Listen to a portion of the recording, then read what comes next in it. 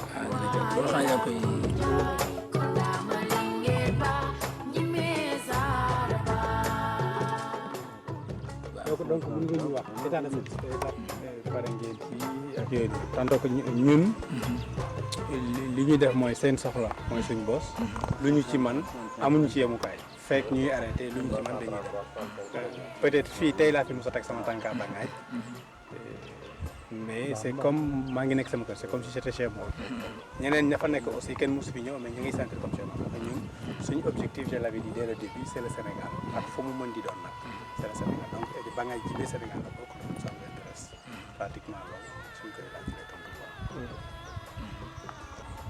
Bonjour, je m'appelle Jabel Samb, directeur de l'école de Bangaye. Je viens de recevoir aujourd'hui les représentants de l'association Dimbalante de Sénégal-Italie, dirigée par M. Ale Mbaye. Nous sommes très contents de leur visite parce qu'actuellement, l'année dernière, ils nous avaient financé la totalité d'une clôture pour un montant de presque 5 millions. Ça fait 4 millions 700 quelques. Maintenant, la clôture est terminée. Il reste il reste le polissage et le badigeonnage seulement. Alors, nous, l'équipe pédagogique, les parents et les élèves sont très satisfaits de cette réalisation. Parce que l'école date de 1957, on n'avait pas de clôture. Et maintenant, tout est fermé. Donc, nous sommes très satisfaits de cette réalisation.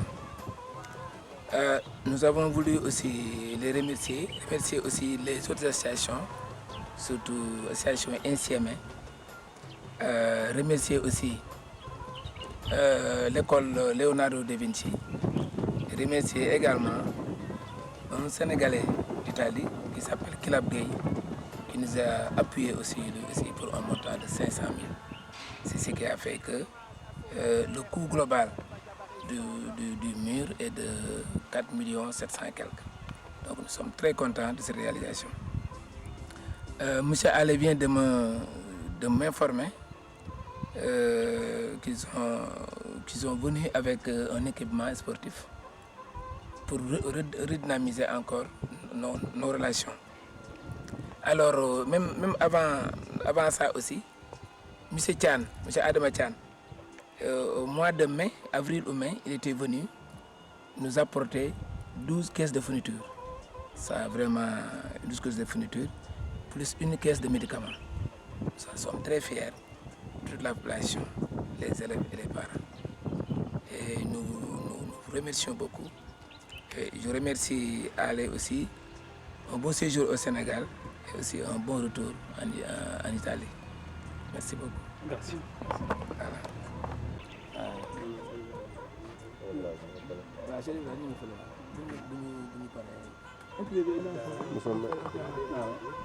Vous pouvez faire une témoignage. Vous servez de l'école.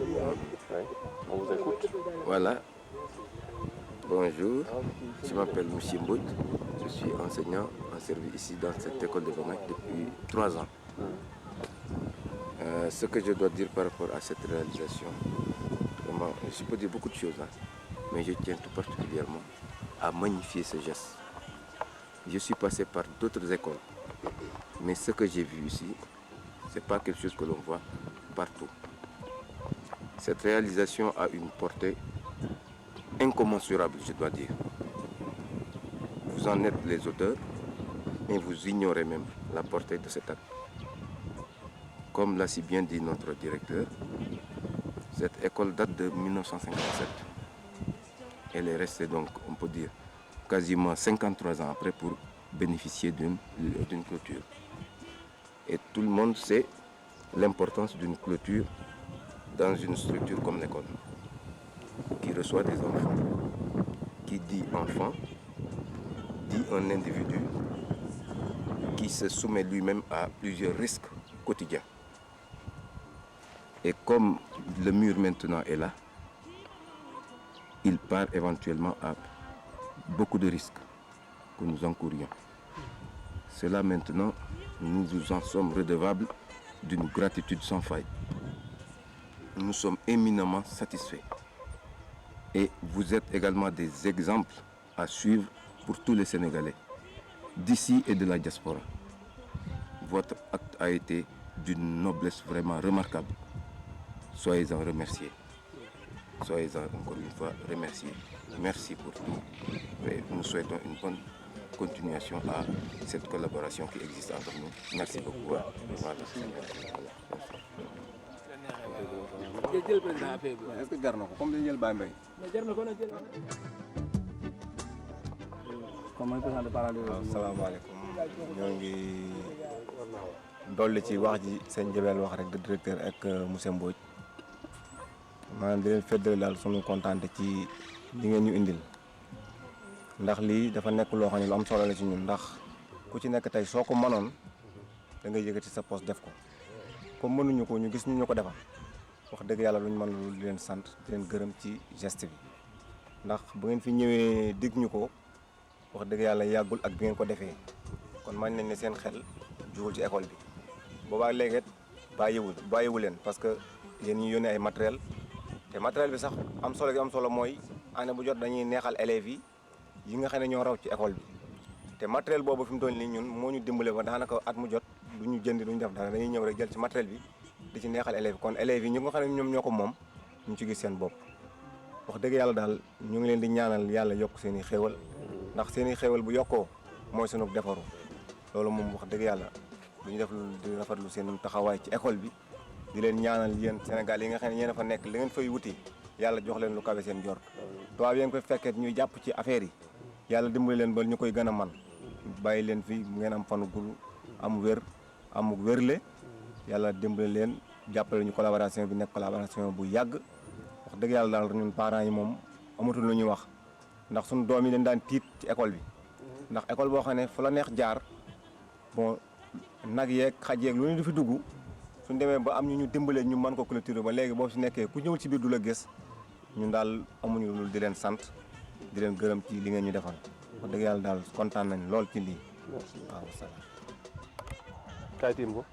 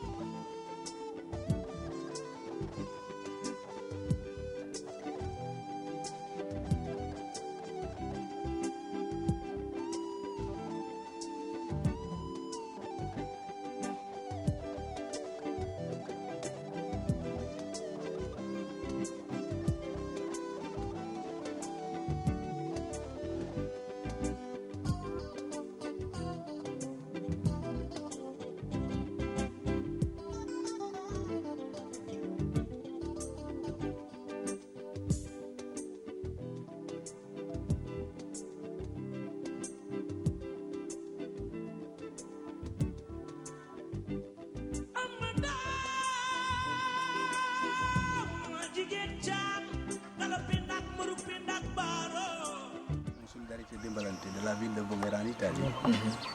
Et depuis le début de nos relations, je n'ai jamais mis le pied à Bangali. Je me suis dit, je vais profiter de cette occasion pour visiter les réalisations sur place. Ce qui m'a le plus ému à mon arrivée, c'est que j'ai mis une valeur et le résultat me semble beaucoup plus important que ce que j'ai mis. Ça, vraiment, je dois le dire.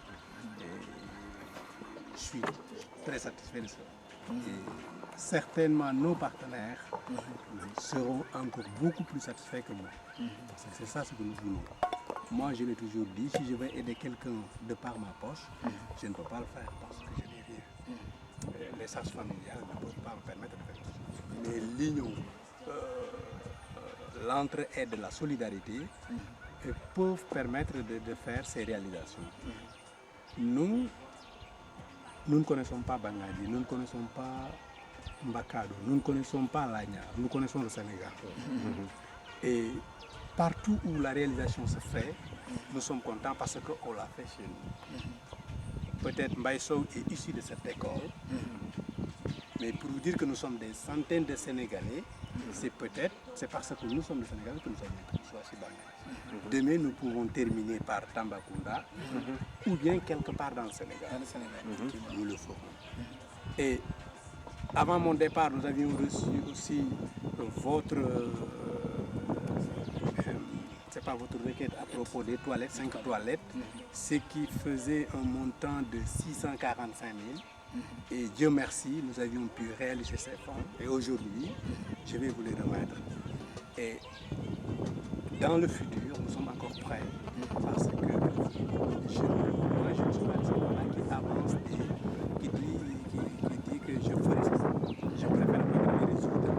C'est-à-dire, je constate les choses, je dis que je veux faire ça et j'attends les résultats. Parce qu'en disant que nous allons faire cela demain et que peut-être on ne sait pas ce que sera demain, c'est un peu trop risqué. Mieux vaut donc attendre les résultats. Et ça, c'est vraiment l'idée de ma visite aujourd'hui. Et je crois, je vais remettre ça à Michel. Je ne sais pas qui est le trésorier qui va compter ça. Il va compter ça. Le trésorier. On va essayer de nous compter ça et nous allons voir combien ça se fait.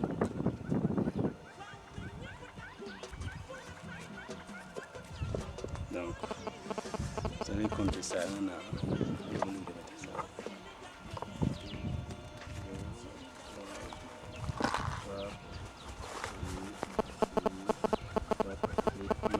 100 000. Allez. 100.